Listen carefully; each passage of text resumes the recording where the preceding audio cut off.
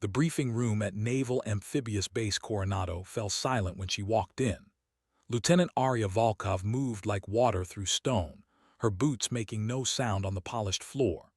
27 faces turned toward her, and 27 pairs of eyes carried the same expression, doubt wrapped in professional courtesy. She'd seen it before, in Kandahar, in Djibouti, in the mountains of northern Syria, where she'd flown close air support missions that turned enemy strongholds into memory and ash. But this was different. This wasn't about flying anymore. The commanding officer, Captain Marcus Brandt, stood at the front of the room beside a projection screen showing satellite imagery of a compound in the Hindu Kush. His jaw was set in that particular way that suggested he'd argued against something and lost. When his eyes met hers, there was something there beyond skepticism, something that looked almost like pity. "Gentlemen," Brandt began, then paused. "And Lieutenant Volkov, what you're about to hear is classified at the highest level. 3 days ago, a CIA asset was captured by a splinter cell operating out of the Korangal Valley. Intelligence suggests he's being held in a fortified compound approximately 40 clicks from the Pakistani border. The window for extraction is 72 hours. After that, he's either dead or disappeared into a network we can't touch." The room remained quiet, but Arya felt the weight of attention shift. This was a SEAL operation, and she was Navy aviation, an A-10 pilot who'd spent 8 years turning ground targets into smoking craters from 20,000 feet. Her presence here made no sense, and everyone knew it. "Lieutenant Volkov has been assigned to this operation under direct orders from SOCOM," Brandt continued, and now the silence took on texture, became something you could cut with a knife. "She'll be participating in the direct action phase of the mission." Someone coughed. Another shifted in his chair. Arya kept her face neutral, her hands loose at her sides. She'd learned long ago that reaction was permission for others to define you. The man to her left, a senior chief with a trident pin that had seen better days, leaned slightly toward his neighbor and whispered something that ended with a barely audible laugh. Captain Brandt's eyes flickered toward them, then back to the screen. "The compound is situated in terrain that makes aerial support problematic, heavy MANPAD's activity in the region, and the target building is reinforced concrete with a civilian population in the immediate vicinity. This will be close quarters, high risk, and entirely dependent on coordination and trust." He let that last word hang in the air like smoke. Trust. In this room, with these men who'd bled together in Ramadi and Fallujah, and a dozen other places where the only thing between you and death was the person beside you, trust wasn't given freely to outsiders. Arya understood that. She also understood that understanding wouldn't matter until she proved it with something more than words. The briefing continued with tactical details, insertion points, exfil contingencies, and the kind of operational precision that separated special operations from conventional warfare. She absorbed it all, noting the terrain features, the likely positions of enemy sentries, the choke points where everything could go wrong. When Brandt asked if there were questions, the senior chief raised his hand. "Sir, with respect, what exactly is Lieutenant Volkov's role in the direct action phase? Is she observing or participating?" Brandt's expression remained carved from granite. "She's primary breacher for Alpha Element." The room temperature seemed to drop 10 degrees. Primary breacher meant first through the door, first to face whatever waited on the other side. It was a position earned through hundreds of training hours and proven competence under fire, not assigned by administrative fiat. The senior chief's face went through several expressions before settling on professional neutrality. "Understood, sir." But his eyes, when they found Arya, told a different story. They said, "You're going to get someone killed." They said, "This is politics, not tactics." They said, "Prove it or die trying." After the briefing, Arya made her way to the armory where the team was checking equipment. The space smelled of gun oil and cordite, familiar and grounding. She found her assigned loadout: a Mk-18 short-barreled rifle configured for close quarters, a Sig Sauer P226 sidearm, breaching charges, and enough ammunition to fight a small war. As she began the process of checking each weapon, ensuring the action was smooth and the optics were zeroed, she felt someone approach from behind. "Let me guess," a voice said, rough like gravel under tires. "You've got pull somewhere up the chain, and this is their idea of integration." She turned to find the senior chief standing 3 feet away, arms crossed over a chest that looked carved from oak. His name tape read Morrison, and his eyes were the flat gray of winter seas. "No, sir," Arya replied, her voice steady. "I volunteered." Morrison's eyebrows rose slightly. "Volunteered for a SEAL direct action op, with zero ground combat experience." "I didn't say I had zero ground combat experience." Morrison's expression shifted, curiosity mixing with skepticism. "Aviation doesn't count. Different world, different rules." Arya set down the rifle and met his gaze directly. "I spent 3 years attached to the 75th Ranger Regiment as a JTAC before I went back to flying. I've called in more danger-close strikes than most forward observers see in a career, and I've been on the ground for every single one of them. So no, sir, this isn't my first rodeo. It's just the first one where I'm carrying the explosives instead of directing them from the sky." The silence that followed was different from the one in the briefing room. This was evaluation, the kind that came before judgment. Morrison uncrossed his arms and stepped closer, his voice dropping to a register meant only for her. "You know what they're saying, right? That this is affirmative action bullshit, that someone in DC decided SEALs needed diversity, and you're the token." Arya had heard variations of this her entire career. When she joined the Air Force Academy, when she'd fought for a slot in A-10 training, when she deployed to Afghanistan and started stacking mission after mission until her kill board looked like a butcher's inventory.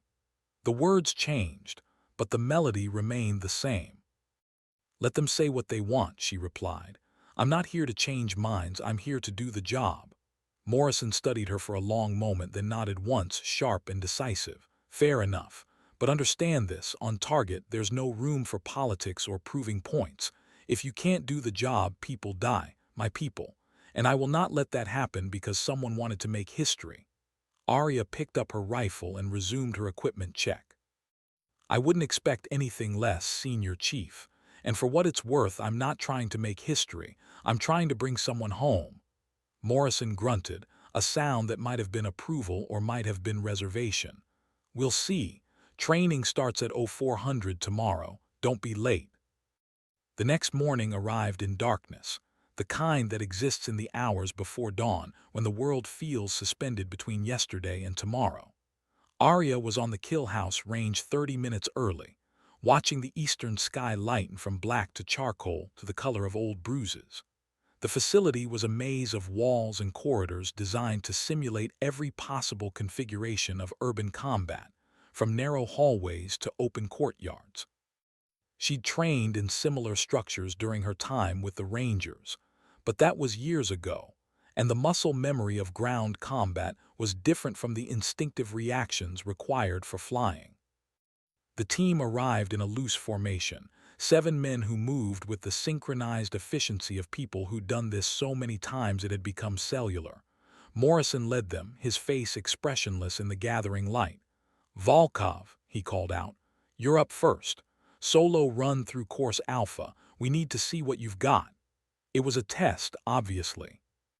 Solo runs were rarely done during team training because the whole point was coordination, but she understood the subtext. Prove you belong here, or don't waste our time. She nodded and moved to the entry point, checking her rifle one last time. The weapon felt right in her hands, the weight distributed properly, the controls exactly where muscle memory expected them to be. "Timer starts when you breach," Morrison announced. 12 targets mixed hostile and civilian. We're scoring on time, accuracy, and threat assessment. Standard rules apply." Arya took a breath, centered herself in the moment, then triggered the breaching charge. The door exploded inward with a percussion that rattled teeth, and she was moving before the smoke cleared. First room, 2 targets, both hostile, both down with controlled pairs to center mass in under 2 seconds. The muzzle flash illuminated walls plastered with peeling paint and Arabic script. Second room, 3 targets, 1 civilian holding a phone, 2 hostiles with AK-pattern rifles. She put rounds into the threats while her barrel never crossed the civilian silhouette. Through the corridor, pieing corners the way she'd been taught years ago, moving with deliberate speed that balanced urgency with precision. The building unfolded around her like a puzzle being solved in real time. Her breathing stayed controlled, her vision tunneled appropriately, and somewhere in the back of her mind she registered that her body remembered this, that the training from her Ranger days hadn't faded as much as she'd feared. Fourth room. Complex scenario. 5 targets in tight proximity, civilians mixed with hostiles in a way that required split-second decisions. She took the shots that needed taking, held fire on the ones that didn't, and moved through to the final corridor where the timer ticked toward 12 seconds. Last target. Hostile behind partial concealment, weapon raised toward a civilian silhouette. The geometry was terrible, less than 6 inches of exposed target area. She took the shot anyway, knowing that hesitation here meant failure in the scoring system, and watched the hostile target rock backward as the round found its mark.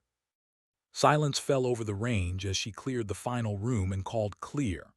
The timer stopped at 11.6 seconds, no civilian casualties, 12 hostile targets down. When she emerged from the kill house, Morrison was standing with his arms crossed again, but his expression had changed. It wasn't warm exactly, but the flat skepticism had been replaced by something more thoughtful. "Not bad," he said, which in the language of special operations was practically a standing ovation. "Your footwork needs refinement, and you're pulling shots slightly left under stress, but the fundamentals are solid. Where'd you train?" "Fort Benning," Arya replied, ejecting the magazine from her rifle and clearing the chamber. "Joint Fires Observer course and then 6 months attached to 3rd Battalion, 75th. After that I got pulled back to aviation, but I kept training on my own time." One of the other SEALs, a lieutenant junior grade with sharp features and intelligent eyes, stepped forward. His name tape read KASPAR. "Solo run in under 12 seconds is respectable, but this isn't about individual performance. Let's see how you do with a team." That became the pattern for the next 3 days. Relentless training that built from individual skills to small team tactics to full mission rehearsals. They ran the scenarios over and over, each iteration revealing friction points and communication breakdowns that had to be smoothed out before they became fatal mistakes. Arya learned their rhythms, the way Morrison moved through doorways, the way Kaspar called out targets, the way the medic, a quiet corpsman named Chen, always positioned himself to have clear fields of fire and medical access simultaneously. The team learned her rhythms too, though acceptance came in increments measured in millimeters. After the 2nd day of training, Morrison stopped calling her Volkov and started using her call sign from her flying days, Angel. It had been given to her in Afghanistan after a mission where she'd stayed on station for 4 hours beyond her fuel reserves, running guns dry to protect a pinned-down Ranger patrol.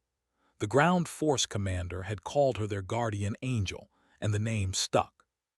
Hearing it now, in this new context with these new people, felt like a bridge being built between who she'd been and who she was becoming. On the 3rd day, during a full mission rehearsal complete with simulated casualties and equipment failures, something shifted. They were breaching the mock-up of the target compound when Kaspar went down, not actually injured but playing the role of a casualty in the scenario. Without hesitation, Arya shifted her position to cover his sector while Chen moved in to provide medical attention. It was a small thing, instinctive rather than calculated, but Morrison noticed. After the run, he pulled her aside while the rest of the team debriefed. "That was solid," he said. "Most people freeze when the situation changes. You adapted." Arya nodded acknowledgement. "I learned a long time ago that the plan never survives first contact. Adaptation is the only thing that keeps you alive." Morrison's weathered face creased into something that might have been the precursor to a smile. "Maybe you'll do all right out there after all." It wasn't acceptance, not fully, but it was progress. That night, as Arya sat in her temporary quarters cleaning her weapons and reviewing the mission plan for the 100th time, her phone buzzed with a message from Captain Brandt. It was brief, just 3 words: "Wheels up 400. Tomorrow, then." Tomorrow they'd board a C-17 and fly halfway around the world, to a place where the margin between success and catastrophe was measured in seconds and inches.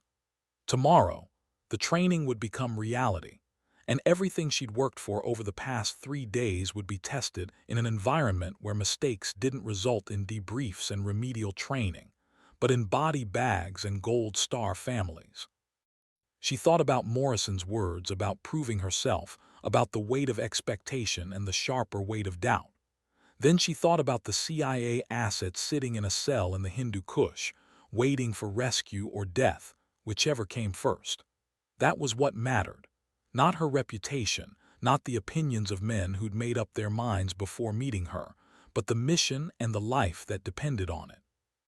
She cleaned her rifle until it gleamed, checked her ammunition loads, organized her gear with the precision of ritual, and then she slept the dreamless sleep of people who'd learned to find rest in the spaces between violence.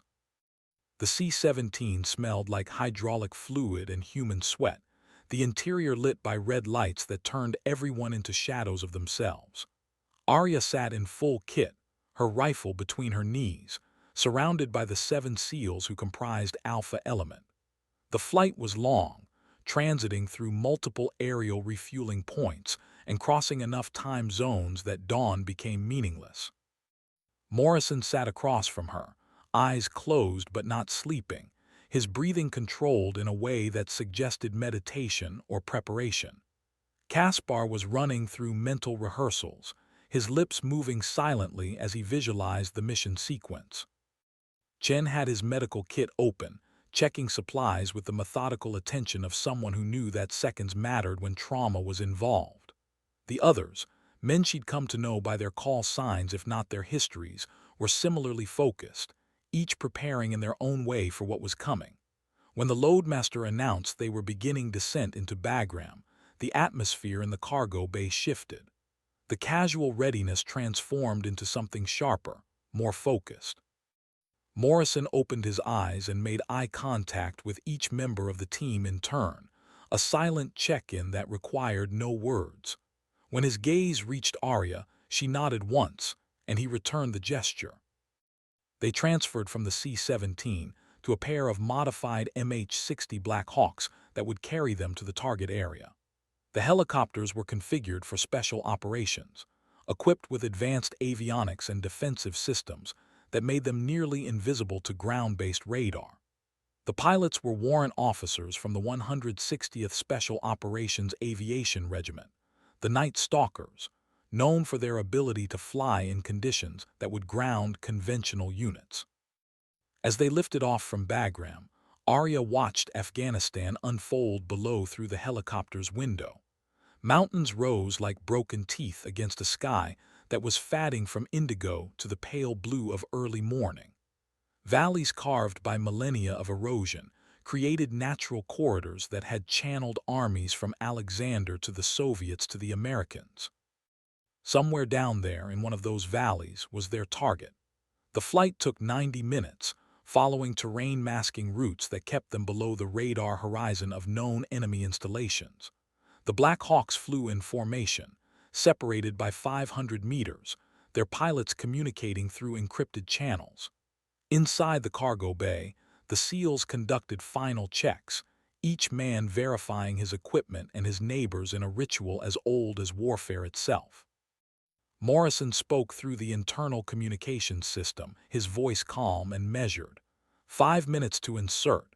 Weather is clear, visibility unlimited. No changes to the tactical picture since this morning's brief.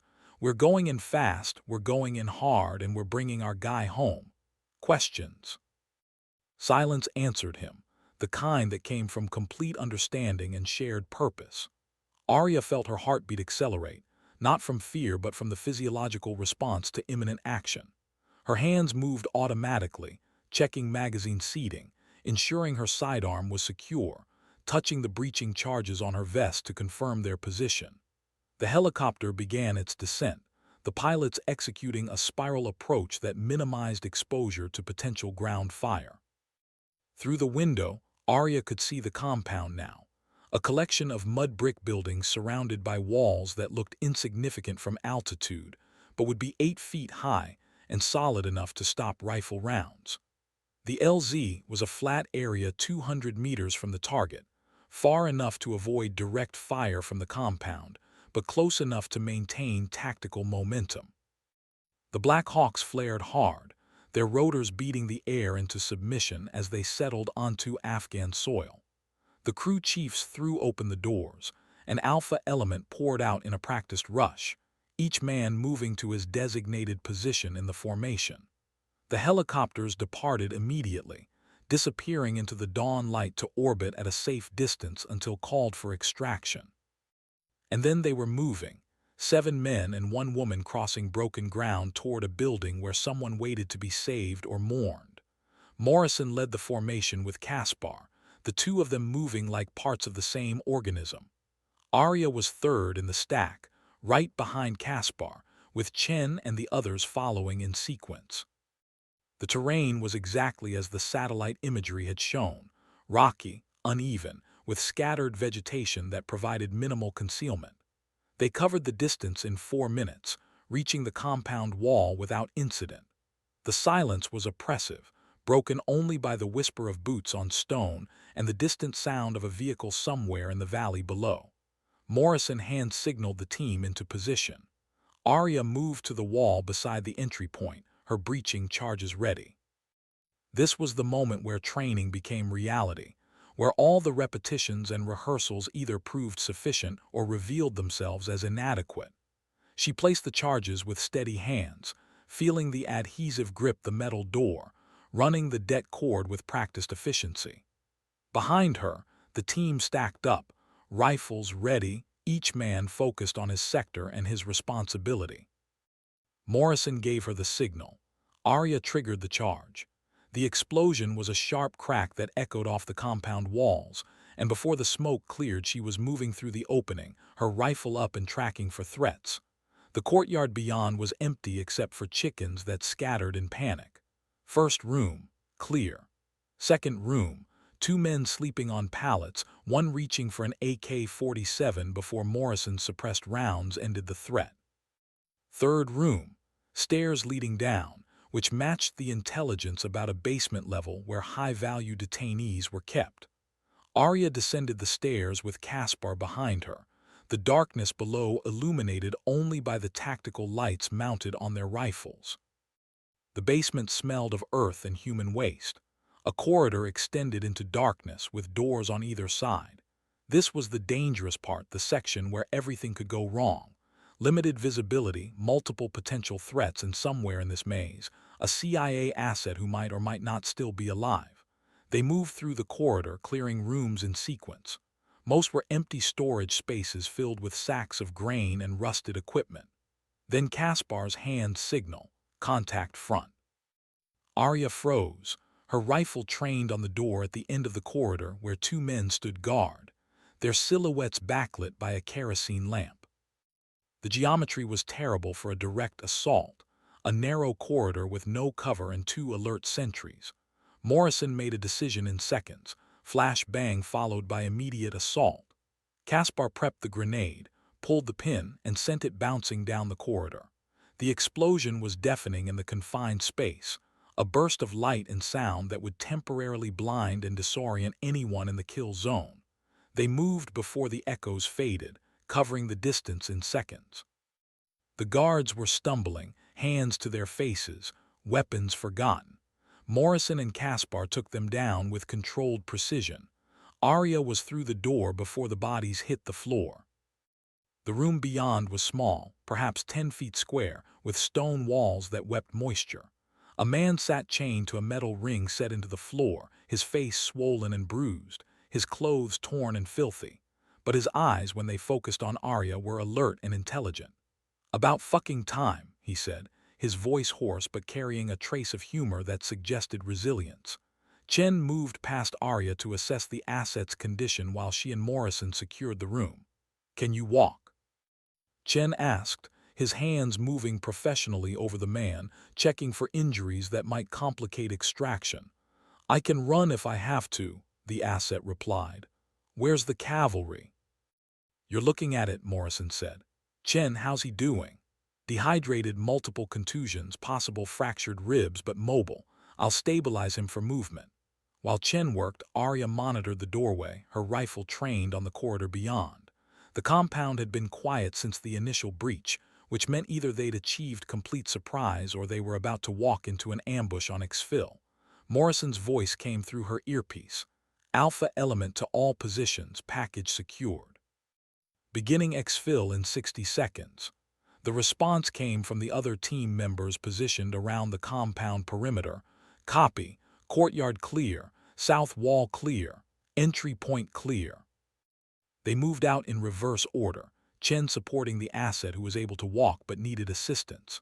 Back through the basement corridor, up the stairs, through the rooms they'd cleared minutes earlier. The courtyard was still empty, the morning light growing stronger, throwing long shadows across the packed earth. They were 20 meters from the compound entrance when the first shots rang out, AK-47 fire from somewhere outside the walls. Morrison's voice, calm despite the situation. Contact east. Suppressing fire while we move. The SEALs at the perimeter opened up, their rifles barking in controlled bursts that forced the attackers to take cover. Arya helped Chen move the asset toward the entry point, her head on a swivel, tracking for threats. More gunfire, now from multiple directions. The enemy had woken up. They made it through the gate and started the 200-meter sprint to the extraction point, but the situation was deteriorating fast. Rounds were snapping through the air, that distinctive crack that meant near misses. The asset stumbled and Arya caught him, taking more of his weight. Stay with me, she said. We're almost there. Morrison was on the radio calling for immediate extraction, his voice tight but controlled. Night Stalker 1-6, this is Alpha. Hot LZ, need immediate dust-off, over. The response came back through static.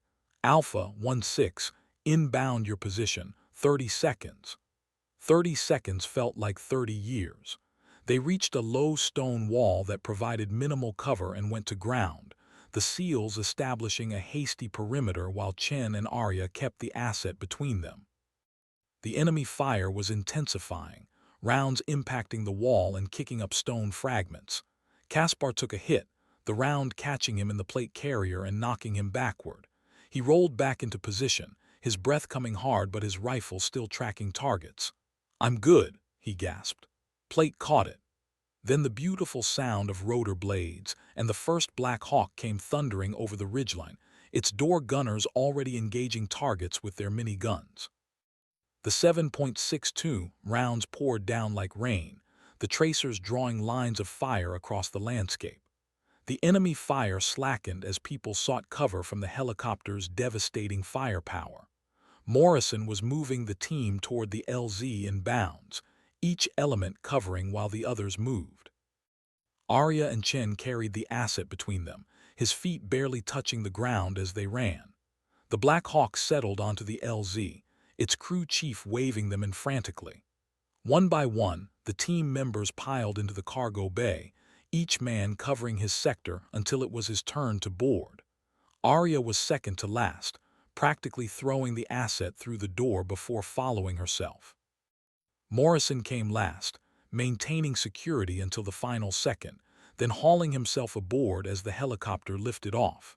They were airborne, climbing hard and fast, the door gunners still engaging targets below. The compound and the valley fell away beneath them, disappearing into the Afghan landscape as the Black Hawks turned west toward safety. Inside the cargo bay, Chen was already working on the asset, starting an IV line and assessing injuries more thoroughly. Caspar was breathing easier now, the initial shock of impact fading. Morrison caught Arya's eye and nodded once, a gesture that carried weight beyond its simplicity. They'd done it. Against odds and skepticism, and the friction that always existed between different units and different backgrounds, they'd executed the mission successfully. 1 asset recovered, 0 friendly casualties, enemy neutralized. It was the kind of operation that would be written up in classified after-action reports and forgotten by everyone except the people who'd lived it. But something had changed in that compound, in that basement, during that sprint under fire. Arya had proven something, not through argument or political maneuvering, but through the oldest and most fundamental method available. She'd done the job when it mattered most. Morrison leaned close to be heard over the helicopter noise. "That was solid work, Angel. You earned your place today." Arya nodded, too tired and too keyed up from the adrenaline dump to trust her voice. The Black Hawk continued west, carrying them away from the Hindu Kush toward Bagram and whatever came next. She looked out the window at Afghanistan passing below, thinking about the path that had brought her here, about the doubt she'd faced and the determination required to push through it. The return to Coronado came with fanfare that Arya hadn't expected and didn't particularly want. The mission, despite its classified status, had generated ripples in the special operations community. Word spread through unofficial channels the way it always did, stories embellished and details distorted, but the core truth remained. A Navy pilot had successfully integrated into a SEAL team for a direct action mission and performed to standard. For Arya, the attention was uncomfortable. She'd spent her career trying to let her work speak for itself, avoiding the spotlight that seemed to follow anyone who broke barriers or challenged assumptions. But avoiding attention in the special operations community was like avoiding water in the ocean. 3 days after returning, she received orders to report to Captain Brandt's office. He was behind his desk, still looking like a man who'd argued against something and lost, but there was a different quality to his expression now. "Lieutenant Volkov," he began, then paused. "I'm not going to pretend I supported your inclusion in that operation. I thought it was political theater that would get someone killed." Arya remained silent, waiting for wherever this was going. Brandt continued, "I was wrong." Morrison's after-action report was unequivocal. "Your performance was exemplary, and your integration with the team exceeded all reasonable expectations. That doesn't happen often, and it deserves recognition." He opened a folder on his desk and slid a document across to her. "SOCOM is standing up a new program focused on cross-community integration for complex operations. They want someone to run the training pipeline, someone who understands both aviation and ground operations, someone who's proven they can bridge different operational cultures. They want you." Arya picked up the document, scanning the dense text. It was a new position, essentially creating a syllabus and methodology for integrating non-SEAL personnel into SEAL operations when their specialized skills were required. It was career-enhancing, high visibility, and exactly the kind of thing that would define her service record for years to come. It was also not what she wanted. "Sir," she said slowly, choosing her words carefully, "I appreciate the opportunity, but I'm a pilot. That's what I trained to do, that's what I'm good at, and that's where I can make the most difference." Brandt leaned back in his chair, studying her. "You could make a significant difference in this role. Change how we approach integration, maybe prevent future barriers for people coming up behind you." Arya understood the subtext. This wasn't just about her. It was about paving paths, breaking down doors, creating opportunities. The weight of representation, unwanted but unavoidable. "With respect, sir, the best way I can help people coming up behind me is by being excellent at my primary job. I'm not interested in being a symbol or a pioneer. I just want to fly." Brandt smiled, a genuine expression that transformed his weathered face. "Morrison said you'd say that. He also said that's exactly why you're the right person for this kind of work, but I understand. The position will remain open if you change your mind." Arya stood, sensing the meeting was over. "Thank you, sir, if there's nothing else." Brandt waved her toward the door. "Dismissed, and Volkov, welcome to the fraternity, whether you wanted to join or not." She walked out of the office into California sunshine, feeling the weight of the conversation settling on her shoulders. The special operations community was small, interconnected, and defined by shared experiences that created bonds deeper than most people understood. She'd been admitted to that community now, not through politics or advocacy, but through the old-fashioned method of shared risk and demonstrated competence. It should have felt like victory. Instead, it felt complicated, wrapped in expectations and implications she hadn't sought. Her phone buzzed with a text from Morrison. "Beer at McPee's if you're interested. Team's buying." She smiled despite herself. McPee's Irish pub was a Coronado institution, the kind of place where special operations personnel went to decompress and where civilians knew better than to ask too many questions. Going meant accepting the invitation fully, stepping into the social bonds that existed alongside the professional ones. Not going meant maintaining distance, keeping herself separate. She texted back, "Be there in 30. The bar was crowded when she arrived, filled with the particular energy of military personnel on downtime. She spotted Morrison and the rest of Alpha Element at a corner table, beers already flowing. When she approached, Caspar raised his glass in salute. "The angel descends. We were starting to think you'd stood us up." Arya slid into the empty chair they'd saved for her. "Takes time to grow a halo."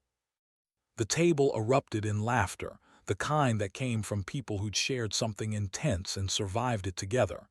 Chen pushed a beer toward her. "On behalf of the team, thank you for not getting us killed. It was a genuine concern." "The night is young," Arya replied and drank. The conversation flowed around her, stories from past deployments mixed with speculation about future operations. They included her naturally, without the forced quality that had marked their early interactions. It wasn't that the skepticism had vanished entirely, but it had been replaced by something earned rather than assumed. Competence recognized and acknowledged. Morrison leaned toward her during a lull in the conversation. "Brant talked to you about the training program?" Arya nodded. "Turned it down," Morrison grunted. "Good. We need more operators, not more administrators, though you'd probably be decent at it." "Praise from you, Senior Chief." Morrison's expression turned serious. "I'm not going to apologize for doubting you initially. That doubt was based on reasonable assumptions given the situation. But I will say this, you proved me wrong in the best possible way by making me look foolish for doubting in the first place. That takes character and skill in equal measure." Arya met his gaze. "I appreciate that. But for what it's worth, you weren't wrong to be skeptical. Healthy skepticism keeps people alive. It only becomes a problem when it overrides evidence." Morrison raised his beer. "To evidence-based decision-making and people who prove themselves when it matters." They drank to that, and the evening continued, sliding from professional respect into something approaching friendship. Arya found herself enjoying the company, the banter, the sense of belonging to something larger than herself. She'd had that feeling before in her squadron with her fellow pilots, but this was different. This was acceptance earned in a different arena, under different rules, and it carried a weight that was both burden and privilege. Late in the evening, after most of the team had drifted away to their respective lives, Morrison remained. He was nursing a beer and staring at nothing in particular, the 1,000-yard stare of someone processing something internal. "You know what bothered me most about your inclusion?" he said suddenly. "It wasn't that you were a woman or that you were aviation or any of that surface-level stuff. It was that I thought you were there because someone wanted to make a point, and my guys would pay the price if that point turned out to be wrong." Arya listened without interrupting, sensing that Morrison needed to work through this. "But watching you operate," he continued, "seeing how you adapted and integrated and performed under pressure, I realized the assumption I was making. I'd assumed you were there for the wrong reasons because I couldn't imagine anyone volunteering for this kind of work just because it was the right thing to do. That says more about my own cynicism than it does about you." Arya considered her response carefully. "The military has given people plenty of reasons to be cynical. I don't fault you for that. What matters is that when the evidence contradicted your assumptions, you adjusted. A lot of people can't do that." Morrison finished his beer and stood. "I'm glad you were there, Angel. I'm glad you volunteered. And I'm glad people like you are willing to push against the doors that need pushing, even when the people behind those doors are resistant." He extended his hand and she shook it, the grip firm and brief. "Stay safe out there. The sky's lucky to have you back." After he left, Arya sat alone at the table, thinking about doors and barriers, about proving ground and earned respect. The mission in Afghanistan had been intense, dangerous, and successful, but in many ways, the harder work had been everything leading up to it. The training, the skepticism, the constant low-level requirement to demonstrate competence before being given the benefit of the doubt. She thought about Captain Brandt's offer, about the opportunity to institutionalize integration and maybe make the path easier for people who came after her. Part of her recognized the value in that, the multiplicative effect of good systems and good training. But another part, the part that had driven her to become a pilot in the first place, resisted the idea of being defined by anything other than her primary skill. She was a pilot. Everything else, including this brief detour into ground operations, was secondary to that core identity. Her phone buzzed again, this time with a message from her squadron commander at Davis-Monthan Air Force Base. "Heard you've been moonlighting with the Navy. Hope you remember how to fly. Report back Monday." She smiled. Monday meant returning to her A-10, to the familiar weight of the stick in her hand and the comforting roar of the engines. It meant close air support missions, tactical flying, and the particular satisfaction of providing cover for people on the ground who needed it. That was her place, her role in the ecosystem of military operations. The mission with Alpha Element had been important,